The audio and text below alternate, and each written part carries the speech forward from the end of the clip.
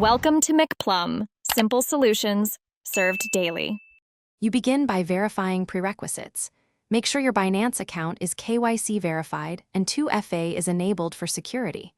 Once those are ready, open wallet, right arrow fiat and spot and locate your Panda balance.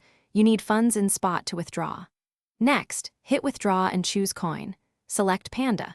Make sure you pick the correct blockchain network for the recipient address. Choosing the wrong network will lose funds. This first step sets you up to enter destination details safely and avoid common errors. Now you enter the recipient address and select the blockchain network. You must match the network used by the destination wallet. Paste the address, double-check the first and last 6 characters, and avoid manual typing to reduce mistakes. Then confirm the network dropdown. Binance won't auto-convert networks. Once selected, check the withdrawal fee, minimum amount, and estimated arrival time displayed.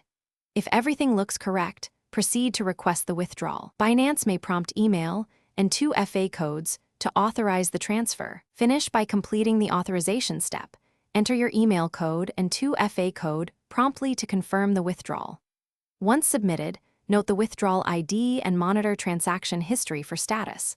Confirmations depend on the chosen blockchain and network congestion. If the withdrawal shows pending for longer than expected, make sure the receiver address and network match and grab the TZID.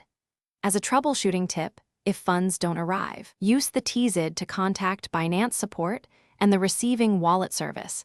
This speeds up recovery when you've verified addresses and networks.